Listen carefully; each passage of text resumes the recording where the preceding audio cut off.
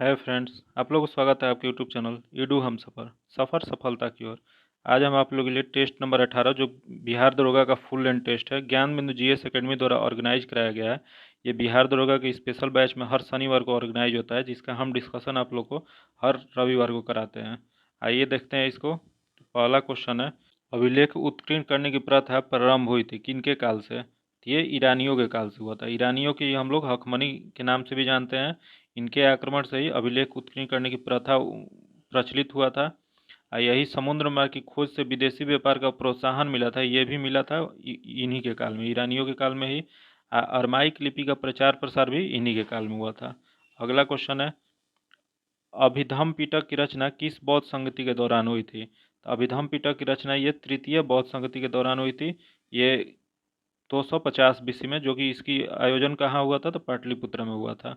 इसके अध्यक्ष कौन थे? तो मैगलीपुत्र तीसरे थे। इसमें अभिधम पिटक की रचना किसने किया था? तो मैगलीपुत्र तीसरे ने ही किया था। उस समय शासक कौन थे? तो सम्राट अशोक थे। अगला क्वेश्चन देखते हैं, गाथा सप्तशती नामक काव्य की रचना किस वंश के शासक के दौरान किया गया था? ये किया गया था आपको आंध्र सतवाहन शासक के काल में। आंध्र सतवाहन वंश में हाल नामक एक शासक था, जो महानतम शासक थे। वह एक बड़ा कवि भी था और कवियों में विद्वानों का आश्रयदाता भी थे। हाल ने ही गाथा सप्तशती नामक एक मुक्त काव्य की रचना किए थे। इनकी जो रचना किए थे वो किस भाषा में था? तो प्राकृत भाषा में था। अगला क्वेश्चन है, निम्नलिखित में से किस शासक का उपनाम राय पिथौरा था? तो राय पिथौरा के नाम से हम लोग जानते हैं पृथ्वीराज तृतीय को। इनको और किस नाम से जानते हैं? तो पृथ्वीराज चौहान। ये चौहान वंश का प्रसिद्ध राजा थे। अधिकार इनका कहाँ से कहाँ था? तो दिल्ली से लेकर अजमेर तक भूभाग पर इनका अधिकार था। अपनी राजधानी इन्होंने दिल्ली में नवनिर्माण किया था। इनका शासनकाल 1178 से 1192 तक था।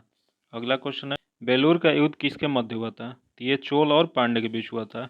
ये बेलूर का युद्ध जो है चोल शासक परांतक प्रथम तथा पांड्य नरेश राज सिंह द्वितीय के बीच हुआ था।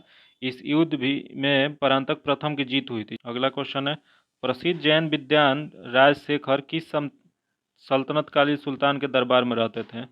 तो ये रहते थे आपको मोहम्मद बिन तुगलक के काल में। मोहम्मद बिन तुगलक जो थे वो दिल्ली सल्तनत का सबसे पढ़ा लिखा विद्वान था, जो धार्मिक दृष्टि से उदार और सहिष्णु था। अगला क्वेश्चन है, निम्नलिखित में से किस मुगल शासक द्वारा अलंकार शास्त्र पर रिसाल ए उसज नामक पुस्तक लिखी गई है? तो ये लिखी गई है बाबर के नाम पे।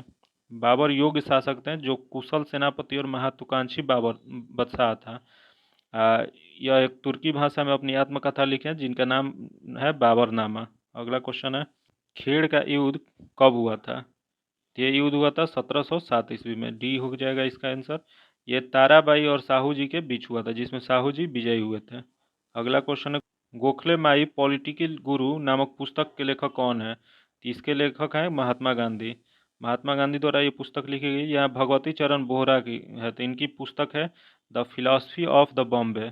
उसके बाद राजेंद्र प्रसाद है, तो इनका पुस्तक है इंडियन डिवाइडेड। अगला क्वेश्चन है, निम्नलिखित में से कौन से लॉर्ड हार्डिंग द्वितीय के कार्यकाल से संबंधित है? तो इनके कार्यकाल से संबंधित है आपको लॉर्ड हार्डिंग, जो 1910 से 16 तक शासन किए थे। तो लॉर्ड हार्डिंग द्वितीय में होम रूल की स्थापना जो कि 1916 में हुआ था, जो कि ये नहीं, उनके कार्यकाल में नहीं हुआ था। केंद्र और मुस्लिम लीग के मध्य लखनऊ समझौता, ये भी नहीं। बनारस हिंदू विश्वविद्यालय की स्थापना, जो कि 1916 में मदन मोहन मालवीय की सहायता से किया गया था। बाकी होम रूल लीग स्थापना और ये कांग्रेस और मुस्लिम लीग के मध्य लखनऊ समझौता, साबरमती आश्रम की स्थापना, ये तीनों 1916 में हुआ था। लेकिन उस समय लॉर्ड चैम्सफोर्ड थे। 16 से 21 तक चैम्सफोर्ड की कार्यकाल है, तो उसमें चैम्सफोर्ड हो जाएगा। तो इसका आंसर आपको सी हो जाएगा। अगला क्वेश्चन है, सेवा सदन के संस्थापक कौन थे? तो सेवा सदन के संस्थापक जो थे वो B.R. मालाबारी थे। स्थापना कब किए थे? तो 1885 में बम्बई में किए थे। अगला क्वेश्चन है, यदि विद्रोहियों में कोई एक भी योग्य नेता होता तो सदा के लिए हार जाते। उपयुक्त कथन 1857 के विद्रोह के संदर्भ में किस विद्वान का है? तो ये कहे थे जॉन लॉरेंस। इसका आंसर डी हो जाएगा। अगला क्वेश्चन है, बाघेरा विद्रोह किस राज्य से संबंधित है? बाघेरा विद्रोह जो है गुजरात राज्य से संबंधित है। अगला क्वेश्चन है, करो या मरो नारा निम्नलिखित आंदोलन में से किसके साथ संबंधित है? ये संबंधित है भारत छोड़ो आंदोलन से। इसका आंसर डी हो जाएगा। भारत छोड़ो आंदोलन 1942 के दौरान महात्मा गांधी ने लोगों से कहा था, एक छोटा सा मंत्र आपको देता हूँ जिसे आप अपने हृदय में अंकित कर सकते हैं, प्रत्येक सांस में व्यक्त कर सकते हैं। यह मंत्र है करो या मरो, अर्थात या तो हम भारत को आज़ाद कराएंगे या अपनी जान को देंगे। तो इसका आंसर हो जाएगा डी। अगला क्वेश्चन है, आज़ाद हिंद फौज के झंडे पर किस पशु का चिन्ह था? तो ये शेर का चिन्ह था। अगला क्वेश्चन है, निम्नलिखित में से कौन से स्थल खंड गोंडवाना लैंड का हिस्सा नहीं है? देख लेते हैं गोंडवाना लैंड में कौन कौन से आता है। तो इसमें आता है पारादीपी भारत, अफ्रीका, ऑस्ट्रेलिया, दक्षिण अमेरिका, अंटार्कटिका, मेडागास्कर।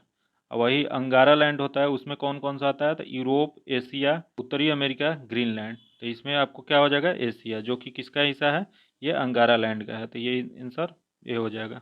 अगला क्वेश्चन है, बुग्याल या प्यार नामक घास के मैदान पाए जाते हैं। तो ये पाए जाते हैं आपको लघु हिमालय के क्षेत्र में। इसी को हम लोग लघु हिमालय के ढाल पर छोटे छोटे घास के मैदान पाए जाते हैं, जिन्हें कश्मीर में मर्ग कहते हैं तथा उत्तराखंड में बुग्याल या प्यार कहा जाता है। अगला क्वेश्चन है, सिक्का कंगागड़ी पर्वत शिखर अवस्थित है। तो यह आपको चीन में स्थित है। इसका आंसर बी हो जाएगा। अगला क्वेश्चन है, भारत का दूसरा सबसे बड़ा डेल्टा कौन सा नदी बनाती है? तो ये दूसरा डेल्टा बनाती हैं कृष्णा और गोदावरी मिलके। अगर यही क्वेश्चन होता कि पहला सबसे बड़ा डेल्टा कौन सा है, तो ये गंगा और ब्रह्मपुत्र मिलके सुंदरबन की डेल्टा बनाती है, जो पश्चिम बंगाल में पड़ता है। अगला क्वेश्चन है, भारत में होने वाली वर्षा मुख्य रूप से किसके द्वारा नियंत्रित होती है? तो ये होती है भू आकृतियों से। इसका आंसर बी हो जाएगा। अगला क्वेश्चन है, निम्नलिखित में से किस मृदा में मृदा स्तर सॉइल प्रोफाइल नहीं पाया जाता है? तो यह आपको जलोढ़ मृदा में नहीं पाई जाती है। जलोढ़ मृदा में कांप या कछारी मिट्टी भी कहते हैं। इस मृदा में समांतर मृदा स्तर नहीं पाया जाता है। इस प्रकार की मृदा में गहन कृषि की जाती है। अगला क्वेश्चन है, सामुदायिक कृषि वानिकी को उद्देश्य है। इसका उद्देश्य भूमिहीन लोगों को वनीकरण से जोड़ना। इसका आंसर सी हो जाएगा। अगला क्वेश्चन है 23 नंबर, भारत में कुल कितने जैवमंडल आरक्षित क्षेत्र घोषित किए गए हैं? तो यह 18 घोषित किए गए हैं। अगला क्वेश्चन है, निम्नलिखित में से कौन से भारत का सर्वाधिक भौम जल संपन्न प्रदेश है? तो ये गंगा ब्रह्मपुत्र बेसिन है। इसका आंसर सी हो जाएगा। अगला क्वेश्चन है, रत्नागिरी लौह अयस्क उत्पादक क्षेत्र अवस्थित है। तो ये रत्नागिरी जो है ये महाराष्ट्र में स्थित है। यहीं पे एक और कौन सा है, तो वो चंद्रपुर लौह अयस्क भी महाराष्ट्र में ही है। अगला क्वेश्चन है, शक्ति स्थल सौर पार्क को विश्व का दूसरा सबसे बड़ा सौर पार्क है, भारत के किस प्रांत में स्थित है? तो ये स्थित है केरल में। इसका आंसर सी हो जाएगा। अगला क्वेश्चन है, निम्नलिखित में से कौन सा विकल्प सुमेलित नहीं है? इसमें बताना है कि कौन सा गलत है। यहाँ उद्योग दिया गया है और केंद्र दिया गया है, दोनों में देखना है कि कौन सा गलत है। तो सीमेंट उद्योग पोरबंदर सही है, पेट्रो रसायन नागथेन सही है, चीनी सिलवासा जो कि गलत है, यही इसका आंसर हो जाएगा। लौह एवं इस्पात जो कि राउरकेला, ये भी सही है। तो इसका आंसर सी हो जाएगा। अगला क्वेश्चन है, तनसा अभ्यारण्य किस राज्य में अवस्थित है? तनसा अभ्यारण्य जो है वो आपको महाराष्ट्र में स्थित है। अगला क्वेश्चन है, दिमारा जनजाति किस राज्य में निवास करती है? तो ये निवास करती है असम में। अगला क्वेश्चन है, काठी लोक नृत्य का संबंध किस राज्य से है? तो ये पश्चिम बंगाल से। इसका आंसर सी हो जाएगा। अगला क्वेश्चन है, निम्नलिखित में से किस अधिनियम के तहत बंगाल के गवर्नर जनरल परिषद और सर्वोच्च न्यायालय के बीच संबंधों का समीकरण किया गया था? ये किया गया था एक्ट ऑफ सेटलमेंट 1781 में। 1773 में रेगुलेटिंग एक्ट की कमी को पूरा करने के लिए एक्ट ऑफ सेटलमेंट 1781 में लाया गया था। इस अधिनियम का प्रमुख प्रावधान गवर्नर जनरल की परिषद तथा सर्वोच्च न्यायालय के बीच संबंधों में मूल्यांकन करना था। इसके तहत कोलकाता की सरकार को बंगाल, बिहार और उड़ीसा के लिए भी एक विधि निर्माण की शक्ति प्रदान की गई थी। तो इसका आंसर सी हो जाएगा। अगला क्वेश्चन है, संघ और राज्य के बीच शक्तियों का विभाजन संबंधी प्रावधानों किस देश से लिया गया? तो ये कनाडा से लिया गया है। इसका आंसर ये हो जाएगा। अगला क्वेश्चन है, भारत के संविधान की उद्देशिका के संबंध में निम्नलिखित में से कौन से कथन सही नहीं है? इसमें देखना है कि कौन सा कथन सही नहीं है। उद्देशिका संविधान का एक अंश है जो कि सही है। इसमें संविधान के उद्देश्य का उल्लेख है जो कि ये भी सही है। 1976 में उद्देशिका में पंथ निरपेक्ष शब्द जोड़ा गया था, ये भी सही है। शब्द अखंडता सदैव उद्देशिका का एक अंश रहा था, जो कि ये गलत है। ये इसका आंसर डी हो जाएगा। जो कि यहाँ दिया गया है, अखंडता सदैव उद्देशिका का एक अंश था, जो कि गलत है। ये अखंडता जो है शब्द प्रारंभ में उद्देशिका में सम्मिलित नहीं था। 42वें संवैधानिक संशोधन अधिनियम 1976 द्वारा प्रस्तावना में समाजवादी, पंथ निरपेक्ष और अखंडता शब्द शामिल किया गया था। तो इसका आंसर डी हो जाएगा। अगला क्वेश्चन है 1953 के राज्य पुनर्गठन आयोग में कौन से शामिल थे? तो इसमें शामिल थे न्यायमूर्ति फजल अली, हृदय लाल कुंजरू और एम के पडिक्कर। तो इसका आंसर सी हो जाएगा। अगला क्वेश्चन है वर्तमान समय में राष्ट्रीय नागरिक रजिस्ट्रार एनआरसी को किस राज्य में उद्यनीकरण किया गया है? तो ये असम में किया गया है। इसका आंसर बी हो जाएगा। अगला क्वेश्चन है सर्वोच्च न्यायालय के किस अनुच्छेद के तहत विधि के शासन को ही संविधान का मूल तत्व माना जाता है और इसे संशोधन द्वारा समाप्त नहीं किया जा सकता है? ये हो जाएगा आपको अनुच्छेद 14। इसका आंसर ए हो जाएगा। अगला क्वेश्चन है राज्य के नीति निर्देशक तत्वों के संदर्भ में निम्नलिखित कथनों पर विचार करें। पहला है इसका प्रमुख उद्देश्य आर्थिक और सामाजिक लोकतंत्र की स्थापना करना है, जो कि ये गलत है। फिर इसमें संविधान का दर्शन निहित है, जो कि ये भी गलत है। इसमें दर्शन निहित नहीं है, दर्शन प्रस्तावना में निहित होता है। तो यहाँ क्या हो जाएगा 37 का आपको 1 और 2 दोनों गलत है, तो ये इनमें से कोई नहीं, आंसर डी। अगला क्वेश्चन है राष्ट्रपति के निर्वाचन के संदर्भ में निम्नलिखित कथनों पर विचार करें। तो इसका निर्वाचन सभी निर्वाचन सदस्य, संसद सदस्य और विधान सदस्यों से मिलकर बने निर्वाचक मंडल द्वारा होता है, जो कि सही है। दिल्ली, पुडुचेरी तथा जम्मू कश्मीर केंद्र शासित प्रदेशों की विधानसभा भी राष्ट्रपति निर्वाचन मंडल का अंग है, जो कि ये गलत है। यहाँ जम्मू कश्मीर अभी शामिल नहीं है, दिल्ली और पुडुचेरी ही शामिल है। तो इसमें केवल एक सही है, इसका आंसर ए हो जाएगा।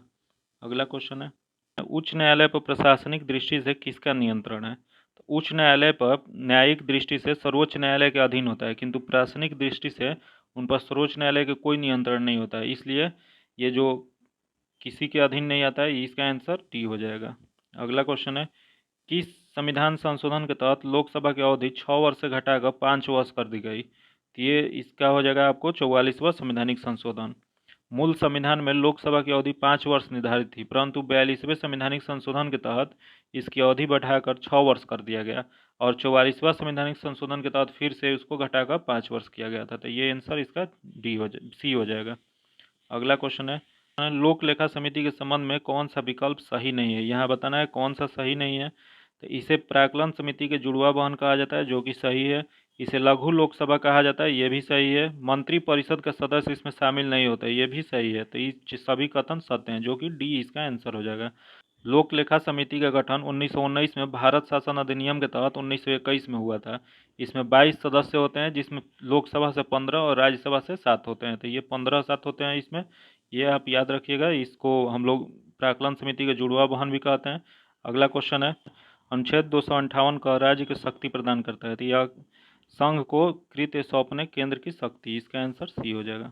अगला क्वेश्चन है सिक्किम पूर्वोत्तर परिषद में कब शामिल हुआ? तो ये शामिल हुआ था 2002 में। यही पूर्वोत्तर परिषद का गठन कब हुआ था? तो ये गठन हुआ था आपको 1972 में, जिसका मुख्यालय शिलोंग में है। अगला क्वेश्चन है राष्ट्रीय मानवाधिकार आयोग के अध्यक्ष का कार्यकाल कितना होता है? तो ये 3 वर्ष होता है। राष्ट्रीय मानवाधिकार आयोग का अध्यक्ष और सदस्य का कार्य पहले 5 वर्ष का होता था, परंतु 2019 में इसे घटाकर 3 ईयर और 70 साल वर्ष कर दिया गया। इसका आंसर ए हो जाएगा। अगला क्वेश्चन है वन्य जीव जंतुओं का संरक्षण विषय है, ये विषय है समवर्ती सूची का। इसका आंसर सी हो जाएगा। अगला क्वेश्चन है संतोष ट्रॉफी का संबंध किस खेल से है? ये संबंध फुटबॉल से है। अगला क्वेश्चन है काव्य दर्शन नामक ग्रंथ की रचना किसके द्वारा की गई थी? ये डांडी नामक की द्वारा की गई थी। अगला क्वेश्चन है आर्थिक विकास का सर्वोच्च सूचकांक उपलब्ध कराया जाता है, ये उपलब्ध कराया जाता है प्रति व्यक्ति आय में वृद्धि करना। इसका आंसर ए हो जाएगा। अगला क्वेश्चन है अवमूल्यन का उद्देश्य होता है? तो निर्यात को हस्तांतरित करना, जो कि नहीं होता है। आयात को प्रोत्साहन करना, ये भी नहीं होता है। विदेशी मुद्रा का महत्व घटाना, ये भी नहीं होता। निर्यात को प्रोत्साहित करना, जो कि सही है। इसका आंसर डी हो जाएगा। अवमूल्यन का अर्थ होता है किसी वस्तु के मूल्य में कमी करना, तो अवमूल्यन में निर्यात को बढ़ावा मिलता है। अगला क्वेश्चन है 50 नंबर भूमि विकास बैंक का कार्य है तो दीर्घकालीन ऋण कृषकों को उपलब्ध कराना, जो कि इसका कार्य है। तो पहला ही इसका आंसर सही है, ए हो जाएगा। अगला क्वेश्चन है निम्नलिखित में से किस कोशिका विभाजन में गुणसूत्र का निर्माण नहीं होता है? तो गुणसूत्र का निर्माण असूत्री विभाजन में नहीं होता है, इसमें बी हो जाएगा। असूत्री कोशिका विभाजन में गुणसूत्र का निर्माण नहीं होता है और न ही केंद्रक झिल्ली का लोप होता है। असूत्री कोशिका विभाजन में सबसे पहले केंद्रक लंबा होता है, फिर बीच से टूटकर 2 भागों में बंट जाता है। अगला क्वेश्चन है 52 नंबर तेल प्रदूषक के नियंत्रण में प्रयुक्त होने वाला सुपर बग क्या है? तो सुपर बग जो है वो जीवाणु विकृति है। इसका आंसर डी हो जाएगा। अगला क्वेश्चन है कैक्टस में सूल किसका रूपांतरित है? तो ये रूपांतरण पत्ते का है, इसका आंसर सी हो जाएगा। अगला क्वेश्चन है बैगन किस कुल का पौधा है? तो इस सोलेनेसी कुल का है, इसका आंसर सी हो जाएगा। अगला क्वेश्चन है हिरन का वैज्ञानिक नाम क्या होता है? तो हिरन का वैज्ञानिक नाम होता है आपको सर्वस एलाफस, इसका आंसर ए हो जाएगा। यहाँ दिया गया रूस बर्स डावासेली, तो इसको क्या कहते हैं? तो ये बरसिंघा का वैज्ञानिक नाम है। फिर बॉस इंडिकस यहाँ दिया गया, तो इसका होता है गाय का होता है किनेडे, किनेडे दिया गया तो ये लोमड़ी का होता है। अगला क्वेश्चन है छोटी आंत का अग्रभाग क्या कहलाती है? तो छोटी भाग के अग्रभाग ग्रहणी कहलाती है, इसका आंसर सी हो जाएगा। छोटी आंत का अग्रभाग ग्रहणी या मध्य भाग को जेजिनम कहा जाता है, अंतिम भाग को इलियम कहा जाता है। ग्रास नली जो यहाँ दिया गया है आहार नल का भाग है, तो ग्रास नली आहार नल का एक भाग है। अगला क्वेश्चन है एंजाइम का निर्माण स्थल है? तो एंजाइम का निर्माण स्थल कोशिका द्रव है, इसका आंसर बी हो जाएगा। एंजाइम प्रोटीन से बना एक पदार्थ है जो जीवों में होने वाली सभी जैविक क्रियाओं का उत्प्रेरित करते हैं। एंजाइम का निर्माण स्थल कोशिका द्रव में ही होता है। अगला क्वेश्चन है 58 नंबर फुफ्फुस धमनी की उत्पत्ति होती है? तो ये होता है दाएं निलय से, इसका आंसर ए हो जाएगा। अगला क्वेश्चन है मेटाटार्सस अस्थि पाई जाती हैं? तो ये आपको तलवा में पाया जाता है, इसका आंसर सी हो जाएगा। अगला क्वेश्चन है 60 नंबर देखते हैं गुआनिन उत्सर्जी पदार्थ निम्न में से किसके शरीर से उत्सर्जित होता है? तो ये उत्सर्जित होता है मकड़ी से, इसका आंसर बी हो जाएगा। अगला क्वेश्चन है निम्नलिखित में से कौन सा सदिश राशि नहीं है? इसमें बताना है कि कौन सा सदिश राशि नहीं है, मतलब कौन सा अदिश राशि है। तो इसमें आपको कार्य जो है वो सदिश राशि नहीं है, इस ये जो है अदिश राशि है, इसका आंसर ए हो जाएगा। अगला क्वेश्चन है धारा घनत्व का एसआई मात्रक है? धारा जो है उसका एम्पियर पर मीटर स्क्वायर हो जाता है, इसका आंसर सी हो जाएगा। अगला क्वेश्चन है निम्नलिखित में से कौन से विभवांतर मापने का यंत्र है? तो ये विभवांतर नापने का यंत्र को हम लोग इलेक्ट्रोमीटर कहते हैं, इसका आंसर बी हो जाएगा। अगला क्वेश्चन है समुद्र तल पर एक वायुमंडलीय दाब का मान कितना होता है? तो 1.013 इंटू 10⁵, इसका आंसर सी हो जाएगा। अगला क्वेश्चन है सिनेमा घरों बड़े सभागारों आदि में ध्वनि स्रोत बंद होने के बाद कुछ देर तक ध्वनि सुनाई देती रहती है, इसका कारण क्या है? तो इसका कारण जो है वो आपको अरुणरयन होगा, इसका आंसर बी हो जाएगा। अगला क्वेश्चन है जब बर्फ पिघलता है तो उसके आयतन पर क्या प्रभाव पड़ेगा? जब बर्फ पिघलता है तो उसका आयतन बढ़ जाता है, लेकिन घनत्व क्या होता है? वो घनत्व कम हो जाता है, तो इसका आंसर ये हो जाएगा। अगला क्वेश्चन है प्रकाश संश्लेषण की क्रिया में ऊर्जा का रूपांतरण किस प्रकार का होता है? तो ऊर्जा का रूपांतरण जो है वो प्रकाश ऊर्जा के रासायनिक ऊर्जा में होता है, इसका आंसर सी हो जाएगा। अगला क्वेश्चन है परम शून्य ताप और अर्धचालकों में विद्युत प्रतिरोध कितने हो जाते हैं? तो विद्युत प्रतिरोध इसमें अनंत हो जाते हैं, इसका आंसर ए हो जाएगा। ताप बढ़ाने पर अर्धचालकों में चालकता बढ़ती है और प्रतिरोधकता घटती है, जबकि ताप घटाने पर अर्धचालकों की चालकता घटती है और प्रतिरोधकता बढ़ती है, तो इसका आंसर आपको हो जाएगा ए नंबर। अगला क्वेश्चन है मानव शरीर सूक्ष्म में विद्युत प्रतिरोधक होता है? तो ये होता है आपको 10⁶ ओम, इसका आंसर बी डी हो जाएगा। अगला क्वेश्चन है वायुयान किस सिद्धांत पर कार्य करता है? यह बर्नौली के तरल गति विज्ञान सिद्धांत पर काम करता है, इसका आंसर बी हो जाएगा। अगला क्वेश्चन है जल एक यौगिक है क्योंकि इसमें रासायनिक बंधों से जुड़े हुए दो विभिन्न तत्व होते हैं, जो कि इसका आंसर सी हो जाएगा। कौन कौन से तत्व इसमें होते हैं? तो हाइड्रोजन और ऑक्सीजन मिलके उसके बाद ये H2O बनाता है। अगला क्वेश्चन है न्यूक्लियस का द्रव्यमान संख्या क्या है? न्यूक्लियस का द्रव्यमान संख्या सदा उसके परमाणु क्रमांक से अधिक होता है, इसका आंसर बी हो जाएगा। अगला क्वेश्चन है निम्नलिखित में से किस किरण की आयतन क्षमता सबसे अधिक होती है? तो ये अल्फा किरण की होती है, इसका आंसर ए हो जाएगा। अगला क्वेश्चन है मीथेन अणु में क्या होता है? तो मीथेन अणु में एकल सहसंयोजक बंधन होता है, इसका आंसर सी हो जाएगा। अगला क्वेश्चन है ऑक्सीकरण वह प्रक्रिया है जिसमें तत्व का संयोजकता है, तो इस संयोजकता इसमें बढ़ जाती है, इसका आंसर बी हो जाएगा। अगला क्वेश्चन है सूची 1 सूची 2 दिया गया है, दोनों को सुमेलित करना है। देखिए समान लवण जो हो जाएगा बेरियम क्लोराइड 2 हो जाएगा, अम्लीय लवण सोडियम बाइकार्बोनेट 3 हो जाएगा, क्षारीय लवण फेरिक हाइड्रोक्साइड तो 4 हो जाएगा, आद्विक लवण जो कि फिटकिरी एलम जिसको हम लोग कहते हैं वो 1 हो जाएगा। तो ये आपको होगा 2 3 4 1, जो किस में दिया गया 2 3 4 1 बी में दिया गया, इसका आंसर बी हो जाएगा। आगे क्वेश्चन है प्रोड्यूसर गैस मिश्रण है, तो ये मिश्रण आपको कार्बन मोनोऑक्साइड और N2 का है, तो इसका आंसर ए हो जाएगा। अगला क्वेश्चन है एस्बेस्टॉस किससे बनती है? तो ये बनता है आपको कैल्शियम और मैग्नीशियम से, तो इसका आंसर ए हो जाएगा। अगला क्वेश्चन है, लेड संचालक बैटरी के अवशोषित होने पर क्या होता है? या अवशोषित होने पर सल्फ्यूरिक एसिड अम्ल की खपत होती है, इसमें आंसर डी हो जाएगा। अगला क्वेश्चन है, कैल्शियम कार्बाइड पर जल की प्रतिक्रिया द्वारा कौन सी गैस उत्पन्न होती है? तो ये एसिटिलीन उत्पन्न होता है, इसका आंसर बी हो जाएगा। अगला क्वेश्चन है, हाल ही में जनवरी 2023 में जैविक गुणवत्ता के राष्ट्रीय शिखर सम्मेलन का आयोजन कहाँ किया गया? तो ये आयोजन जो हुआ था वो नई दिल्ली में हुआ था, इसका आंसर सी हो जाएगा। आगे है, FIDI वर्ल्ड चैंपियनशिप 2023 में मेजबानी कौन सा देश कर रहा है? तो ये मेजबानी कजाकिस्तान करेगा, इसका आंसर सी हो जाएगा। अगला क्वेश्चन है, हाल ही में जनवरी 2023 में बाजरा पर अंतर्राष्ट्रीय मेला कहाँ आयोजित किया गया? तो ये आयोजित जो किया गया है ये कर्नाटक में किया जाएगा, इसका आंसर ए हो गया। अगला क्वेश्चन है, हाल ही में महिला प्रीमियर लीग 2023 के उप विजेता कौन सी टीम है? तो सबसे पहले यहाँ आपको बता दें कि विजेता कौन सी टीम है, तो विजेता मुंबई इंडियंस, जबकि उप विजेता दिल्ली कैपिटल्स। तो इसका आंसर हो जाएगा दिल्ली कैपिटल्स, आंसर बी। अगला क्वेश्चन है, विश्व आर्थिक मंच 2023 शिखर सम्मेलन कहाँ आयोजित किया गया? तो यह आयोजन जो है आपको स्विट्जरलैंड में किया गया था, आंसर सी हो जाएगा। अगला क्वेश्चन है, हाल ही में कौन सा देश इबोला रोग प्रकोप के अंत की घोषणा किया है? कि इबोला रोग को अंत युगांडा ने किया, इसका आंसर बी हो जाएगा। अगला क्वेश्चन है, किस संस्थान द्वारा भारत का सबसे बड़ा छात्र संचालित उत्सव सारंग का शुरू किया गया था? ये IIT मद्रास द्वारा किया गया है। अगला क्वेश्चन है, प्रवासी भारतीय सम्मान पुरस्कार 2023 में किसे सम्मानित किया गया है? ये सम्मानित हुई है थिरुउस नासेदन, इसका आंसर डी हो जाएगा। अगला क्वेश्चन है, पर्यावरण प्रदर्शन सूचकांक 2022 में प्रथम स्थान डेनमार्क को मिला है, तो इसमें भारत का स्थान कौन सा है? तो भारत इसमें 180वां स्थान पे है। अगला क्वेश्चन है, उदार शक्ति अभ्यास 2022 भारत और किस देश के बीच संपन्न हुआ था? ये संपन्न हुआ था मलेशिया के बीच में। यह भारत और मलेशिया के बीच में वायु सेना सैन्य अभ्यास है जो 2022 में इसका आयोजन हुआ था। अगला क्वेश्चन है, हाल में ही फैन कोड के ब्रांड एम्बेसडर कौन बने हैं? तो ये रवि शास्त्री बने, इसका आंसर सी हो जाएगा। अगला क्वेश्चन है, हाल ही के दिनों में चेरचेरा महोत्सव का आयोजन कहाँ किया गया? तो यह आयोजन जो किया गया छत्तीसगढ़ में किया गया, इसका आंसर बी हो जाएगा।